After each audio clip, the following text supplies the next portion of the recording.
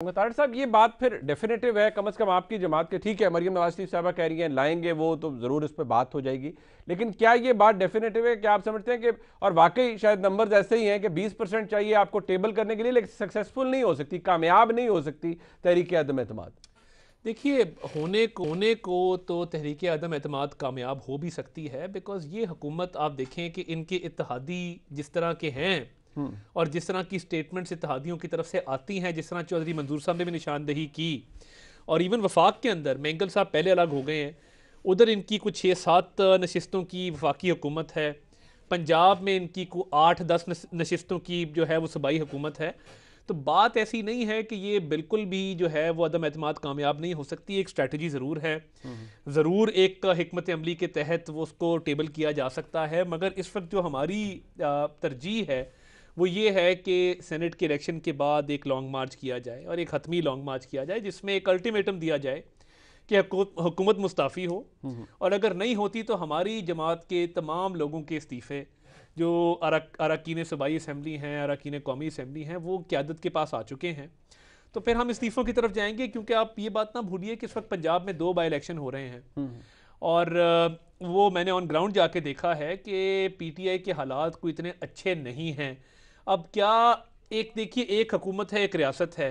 हुकूमत चाहे ना इस बात पे आए कि जी ये बाई इलेक्शन होने चाहिए हर सीट के ऊपर, क्या रियासत पाकिस्तान इस बात की मुतहम्मिल हो सकती है कि 150 से ऊपर जो है वो सूबाई नशिस्तों के ऊपर और 90 से ऊपर कौमी नशिस्तों के ऊपर वो बाई इलेक्शन करा दें?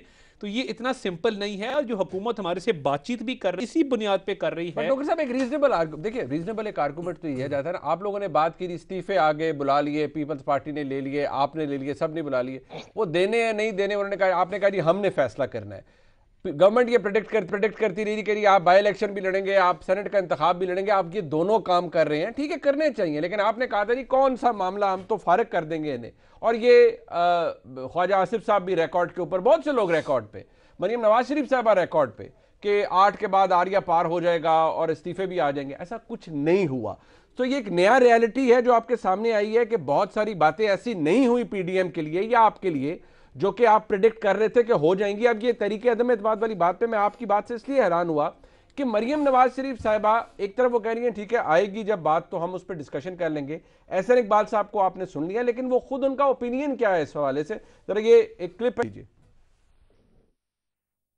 तहरीक अदम एतमाद लेकर लाने पर जोर दे रहे हैं बिलावल साहब। उन्होंने यही बात कही है कि मैं पीडीएम में लेके जाऊंगा उसको, जब वो पीडीएम में लाएंगे तो जाहिर है। मैडम आपकी क्या राय है? सेनेट इंतखाबात मेरी जाती राय ये सर, है एक हमें भी करने देना कि जिन कुव्वतों को हम पॉलिटिक्स से और पॉलिटिकल मेडलिंग से बाहर निकालना चाहते हैं उनको इन्वॉल्व हमें फिर नहीं करना।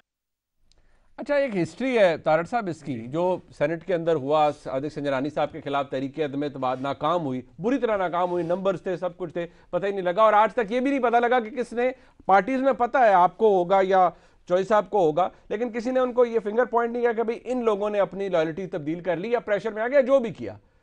अब भी ऐसा कुछ नहीं होगा, एहसन इकबाल साहब भी कह चुके कि नंबर्स हैं तो दिखा दें। देखिए, आइडियल सिचुएशन जो मैंने अर्ज़ किया वो तो यही है कि लॉन्ग मार्च की तरफ जाया जाए और पीडीएम का इजलास होगा, उसमें डिस्कस होगा। मेरी राय में अगर आप अदम एतमाद को देखें तो हुकूमत की इतनी स्ट्रॉन्ग पोजीशन नहीं है। पंजाब में हमारे 5 लोग बुज़दार साहब से मिले थे, एक्सपेल कर दिए गए। आपने कल देखा कि 13 अरकान जो हैं वो एक आज़ाद ब्लॉक बना के फिर रहे हैं कि हमने सेनेट के इंतखाबात में वोट नहीं डालना। इत्तेहादी अपनी जगह नाराज़ हैं। तो हुकूमत ये जिस तरह एक्ट करती है कि कोई 2/3 अक्सरियत पे बैठी हुकूमत है, ऐसी बात है नहीं। इत्तेहादी आपके नाराज़ हैं, आपके अपने लोग रोज़ रोना रोते हैं कि जी फंड नहीं मिल रहे, हमारे काम नहीं होते, हमारी सुनवाई कोई नहीं है, हमने इलेक्शनों में जाना है। हम जब गली मोहल्लों में वोटर्स के पास जाते हैं, लोग हमें सवाल करते हैं। तो देखिए, अदम एतमाद के हवाले से हुकूमत की पोजीशन इतनी स्ट्रांग नहीं है, मगर आइडियल ये है कि लॉन्ग मार्च करके इस जो एक अवाम का एक रद्द अमल है, गुर्बत, मुफलिसी, बेरोजगारी, महंगाई के खिलाफ, उसको चैनलाइज किया जाए, बिकॉज लोग तंग आ चुके हैं। और देखिए, ये जो वज़ीर आज़म की चोर वाली गर्दान है, अब जहांगीर खान तरीन साहब की चीनी चोरी के बाद, उसके बाद आमिर कियानी साहब की अद्वियात चोरी के बाद, आटा चोरी के बाद, ये अब गर्दान अच्छी नहीं लगती, क्योंकि अपना घर इन ऑर्डर करें, अपना घर साफ करें। इधर कब्जों की कहानियां हैं, शहजाद अकबर का भाई कभी कोई कब्जा कर लेता है, खोखर बरादरान पे पूरी पुलिस फोर्स चढ़ा दी, असद खोखर लाहौर का कब्जा माफिया, कोई नहीं पूछने वाला, मंशा बम इनकी पार्टी का मेंबर रहा है, कोई पूछने वाला नहीं है। तो ये डबल स्टैंडर्ड चलेंगे नहीं। ये जो चोर है, चोर अपने घर से तो निकालें, बाहर तो बाद में बात होगी ना कि कोई है भी कि नहीं है। But coming back to your point, मैं इस पर कंक्लूड करता हूं कि ये जब लॉन्ग मार्च होगा तो ये कोई नहीं होगा सिचुएशन को हैंडल करना, और हुकूमत को जो है उस वक्त कोई ना कोई फैसला अपना करना पड़ेगा, और वो फैसला भी आसान नहीं होगा। अच्छा डोगर साहब, ये जरा, एक तो ये आपने चौधरी साहब की बात सुन ली, आपने तारड़ साहब की बात सुन ली, ये जरा कायरा साहब ने भी, जियो न्यूज़ का प्रोग्राम था उसमें बात की, कायरा साहब क्या फरमा रहे हैं, जरा बात सुनने पर इसके ऊपर कमेंट करें। एक तो ये मारूजी हालात जो उन्होंने बताए कि लोग परेशान हैं, आपके जो कई MNAs MPAs, आप खुद हल्के की सियासत करते हैं, वो वाकई भाई हालात नहीं है, हल्के में नहीं जा सकते। और दूसरी बात जो ये कह रहे हैं, जरा कायरा साहब की बात सुनने फिर कमेंट कीजिएगा। तो नंबर्स का तो बड़ा सिंपल इशू है, गवर्नमेंट के पास नंबर है, गवर्नमेंट के इत्तेहादी इस वक्त गवर्नमेंट के साथ कोई कंफर्टेबल नहीं है। लेकिन एक और बड़ी तारीखी बात यह है कि मोहतरमा बेनजीर भुट्टो शहीद की हुकूमत के खिलाफ अदम एतमाद की तहरीक आई, वो तहरीक तो फेल हो गई, लेकिन हुकूमत नहीं बच सकी थी, हुकूमत भी चली गई थी। सो बहुत दफा आप पॉलिटिकल मूव्स करते हैं जो सिर्फ नंबर गेम्स नहीं होती जी, उसमें बहुत सारी स्ट्रेटेजिकल गेम्स होती है। डोगर साहब, ये 2-3 चीजें, लेकिन सबसे पहले इसका नंबर गेम नहीं है, स्ट्रैटेजी है। ये स्ट्रैटेजी आपके खिलाफ कामयाब होगी, क्योंकि मोहतरमा की वक्त की उन्होंने मिसाल दे दी, वो वाकई कामयाब नहीं हुई थी, तरीके अदम एतमाद, और गवर्नमेंट चली गई थी। देखें मुनीब साहब, मैंने बात चौधरी मंजूर साहब की भी सुनी, अता तारड़ साहब की भी सुनी, ज़ाहिर है इनका अपना एक पॉइंट ऑफ व्यू है, लेकिन अर्ज़ ये है, ये आप सब जानते हैं कि ना तहरीक अदम एतमाद कामयाब होगी, ना लॉन्ग मार्च से हुकूमत जाएगी। इन्होंने जलसे भी करके देख लिए, इन्होंने रैलियां करके भी देख ली हैं, ठीक है। इन्होंने एक फरवरी मार्च में एक शेड्यूल दिया है, इन्होंने अपोजिशन है, अपोजिशन ने अपना एक काम करना है, ये ज़रूर करें, किसने रोका है। लेकिन ये तो सादिक संजरानी को नहीं निकाल सके, 14-16 वोट ज़्यादा थे, ये इमरान खान को कैसे वज़ीर आज़म को निकाल सकेंगे, एक बात। दूसरी बात है, जिस बात का मिसाल कायरा साहब ने दी, वो ज़माना जो मोहतरमा का था और आज के ज़माने में बहुत फ़र्क है। मैं एक पॉलिटिकल वर्कर हूँ। ये क्या बात हुई भाई, यूसुफ रज़ा गिलानी की हुकूमत, पीपल्स पार्टी की हुकूमत 2008 की असम्बली टाइम पूरा कर ले, मियाँ नवाज शरीफ की हुकूमत टाइम पूरा कर ले, क्या ये हालात मसाइल उस वक्त नहीं थे? क्या बेरोज़गारी, क्या महंगाई, क्या लोड शेडिंग, और कितने बड़े बड़े आए रोज़ स्कैंडल्स, अरबों करोड़ों रुपए के स्कैंडल्स उस वक्त नहीं थे?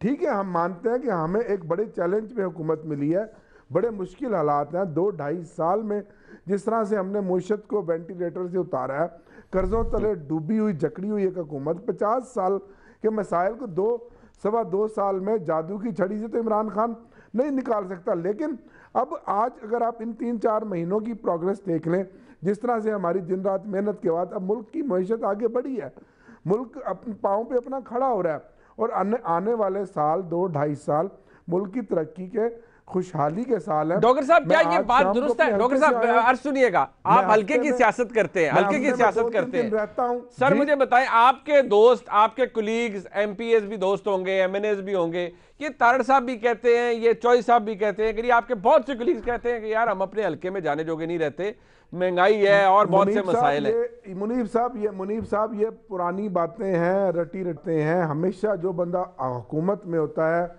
उसके लिए एक टफ टाइम होता है, चैलेंज होता है, रोज़गार के मसाइल होते हैं, महंगाई के मसाइल होते हैं, लोगों की तवक्कुआत ज़्यादा होते हैं, मसाइल आपको पता ज़्यादा है, वसाइल कम है। हाँ, और एक लिमिटेशन होती है हुकूमत की और हुकूमती अराकीन की। अपोजिशन में बंदा ज़्यादा कंफर्टेबल होता है, लेकिन ऐसा मतलब बात नहीं है। मैं हफ्ते में 3 दिन अपने हल्के में गुजारता हूँ, जुमे को जाता हूँ, हफ्ता इतवार सोमवार तक रहता हूँ, वहाँ तरक्याती काम भी हो रहे हैं, मैं हर जुमा हफ्ता इतवार इफ्तिताह भी कर रहा हूँ। लोगों का मैं फीडबैक लेता हूँ, लोगों की पल्स लेता हूँ। डॉक्टर साहब, एक सादा सा सवाल है, डॉक्टर साहब, एक सादा सा सवाल है, वो जैसे कहते हैं ना, बिल्कुल ही सादा सवाल है आपके लिए, कि आपको क्यों लगता है, एक तो चले नंबर गेम को साइड पे रख ले, आपने कहा ना तहरीके अदम एतमाद कामयाब होगी, ना हुकूमत जाएगी, ना इन लॉन्ग मार्च से कुछ होगा, आपको ऐसा क्यों लगता है?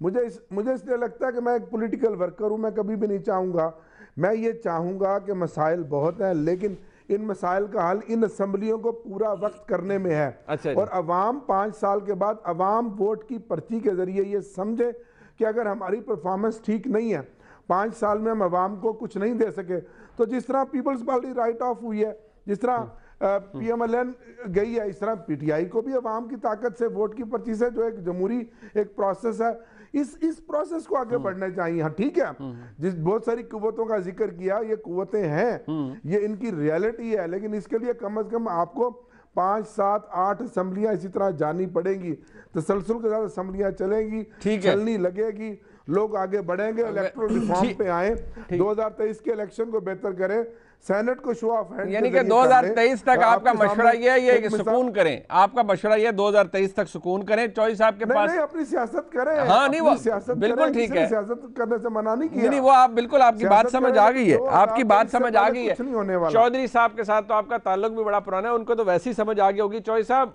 मेरे भाई हैं, हमारे पॉलिटिकल वर्कर हैं, तारड़ साहब भी, लेकिन मुनीब साहब अर्ज ये है कि इस वक्त पाकिस्तान की सियासत का महवर इमरान खान है। बिल्कुल ये अवाम को पता चल गया, इनसे बर्दाश्त नहीं होता ना डोगर साहब, मैं क्या करूं, हमारे भाई तारड़ साहब से बर्दाश्त नहीं होता ना, ही चॉइस साहब को ये बात पसंद आती है, मैं क्या करूं।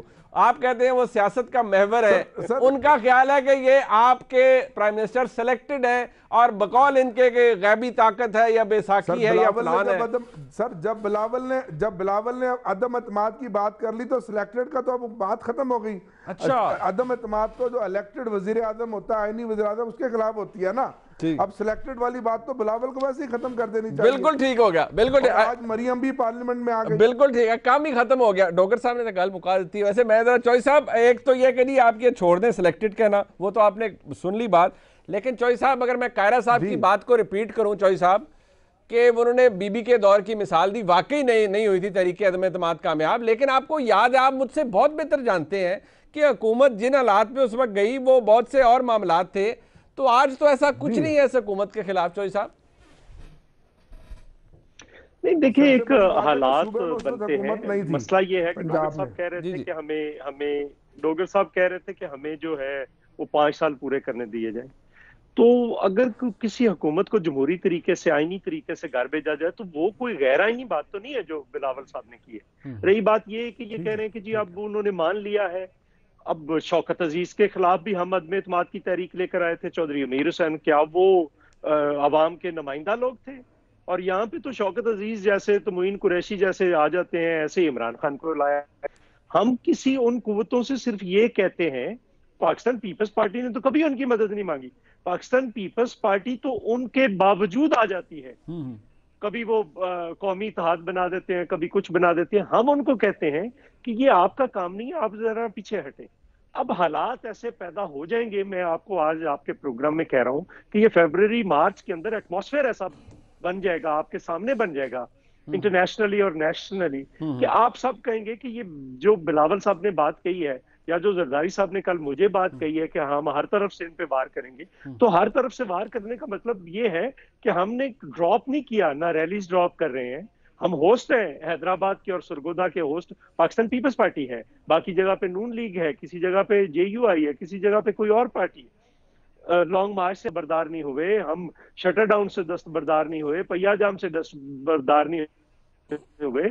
हम जो मूवमेंट के सारे तरीके हैं मजदूरों को मुतहर्रिक करने के लिए, किसानों को मुतहर्रिक करने के लिए, ये देखना पड़ेगा कि आप क्या कर रहे हैं। आप मजदूरों को घर के बर्तन बेच रहे हैं, और जो बंदा घर के बर्तन बेचना शुरू कर दे, घर की चीजों को गिरवी रखना शुरू, उसका तो दिमागी मुआयना करवाया जाता है और किसी अस्पताल में दाखिल करवाया जाता है, और ये कह रहे हैं हमें हुकूमत करने दे। अच्छा, ये ऐसा नहीं होगा। अच्छा, आने वाले दिनों में आप देखेंगे कुछ ऐसा हो जाएगा। ये तो 15,000 अरब कर्जा ले चुके हैं। सही है, 15,000 अरब 2.5 साल के अंदर कर्जा ले चुके हैं। ये तो वो किधर गया कमीशन जो कर्जे पे बनाया? ठीक है, क्योंकि अब इन पे आ रहे हैं। हाँ, स्कैंडल पे स्कैंडल आ रहे हैं इनके। चौधरी साहब ये चुके हैं अपनी जो इनका लेकर आए थे ना एतमाद, वो खो चुके हैं। 1 साल का टाइम मांगा था इन्होंने,